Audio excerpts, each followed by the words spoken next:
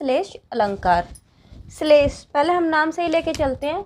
श्लेष का मतलब क्या होता है? चिपका हुआ। कोई चीज़ जो चिपकी हुई रहती है ना, उसको हम बोलते हैं श्लेष। ठीक है, तो श्लेष अलंकार का मतलब भी क्या हुआ? चिपका हुआ अलंकार। यानी कि ये क्या होगा, इसमें कहीं ना कहीं अर्थ इसका चिपका हुआ मिलेगा। देखिए पहले हम क्या करते हैं, इसके उदाहरण पर आते हैं, फिर हम इसकी परिभाषा पढ़ेंगे। ठीक है, तो देखिए, रहीमन पानी राखिए, बिन पानी सब सून, पानी गए न ऊब रही, मोती मानस चून।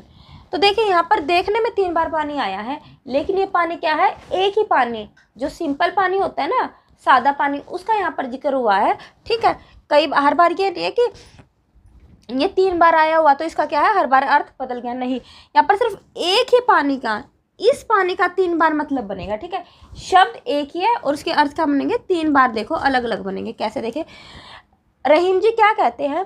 रहीमन पानी राखिए। तो रहीम जी क्या कहते हैं कि हमें क्या करना चाहिए? पानी को रखना चाहिए। बिन पानी सब सून, बिना पानी के क्या है? सब कुछ सूना है। पानी गए न ऊब रही, मोती मानस चून। अगर हमारे पास क्या है?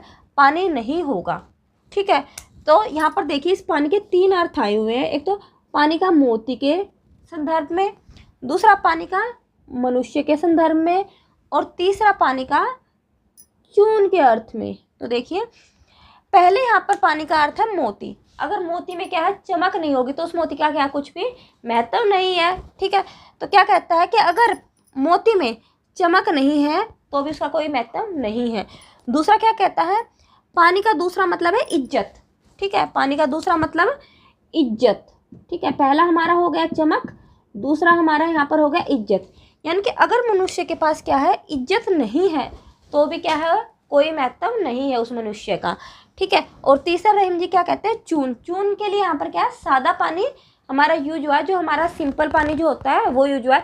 कि अगर हमारे पास आटा है लेकिन क्या है? पानी नहीं है, तो भी उसका क्या कोई भी महत्व नहीं है। वो आटा क्या है? सूखा है तो सूखा ही पड़ा रहेगा। तो यहाँ पर एक पानी का क्या 3 अर्थ आए हुए हैं। कौन कौन से? एक तो चमक, एक इज्जत, और एक जो हमारा सिंपल पानी होता है वो। ठीक है, तो एक ही शब्द था, इन शब्द को मत देखिए। यहाँ पर शब्द, इस शब्द का क्या है? 3 अर्थ हमारे निकले हैं। 1-2 और उदाहरण देखते हैं, उसके बाद अच्छे से समझ में आएगा।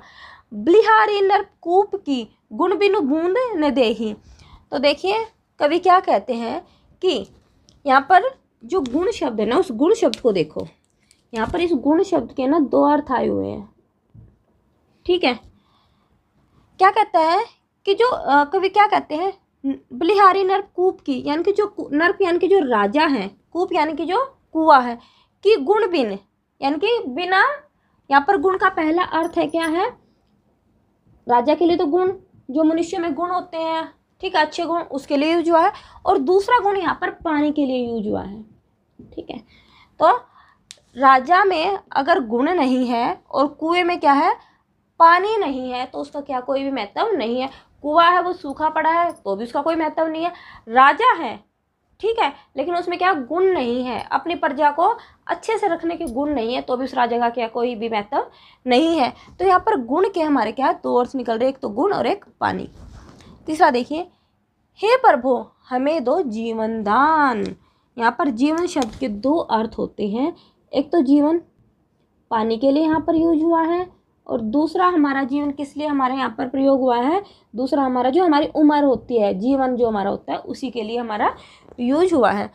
तो कवि क्या कहते हैं? हे प्रभु हमें दो जीवन दान। यानी कि पहला तो हमें पानी का दान दे दो। यहाँ पर कवि कह रहा है, एक ही शब्द से क्या है? 2 अर्थ बना दिए हैं कवि ने।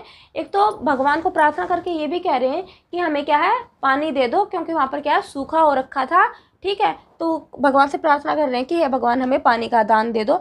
दूसरा यहाँ पर क्या जिक्र किया हुआ है? दूसरा यहाँ पर उम्र का भी जिक्र किया हुआ है। उम्र का भी यहाँ पर अर्थ निकलता है। ठीक है ना, जीवन मतलब उम्र भी तो होता है। ठीक है, तो वो क्या कहते हैं? हमें हमारे जीवन का दान दे दो, हमें हमारी उम्र लंबी कर दो। तो ठीक है, यहाँ पर जीवन के 2 अर्थ निकले हुए हैं, एक पानी और एक उम्र। तो यहाँ पर कौन सा अलंकार हो गया? श्लेष अलंकार। शब्द एक है लेकिन अर्थ क्या है? 1-2 से अधिक निकल रहे हैं, तो वहाँ पर श्लेष अलंकार है। तो अब देखिए परिभाषा क्या बन गई? जहाँ किसी शब्द के, ठीक है, किसी शब्द के 1 से अधिक अर्थ निकले, ठीक है ना, एक से अधिक अर्थ तो निकल रहे हैं, यहाँ पर 2 निकले, यहाँ पर भी 2 निकले, यहाँ पर 3 निकले। जहाँ पर किसी शब्द के एक से अधिक अर्थ निकले तो वहाँ पर क्या होता है, हमारा श्लेष अलंकार होता है।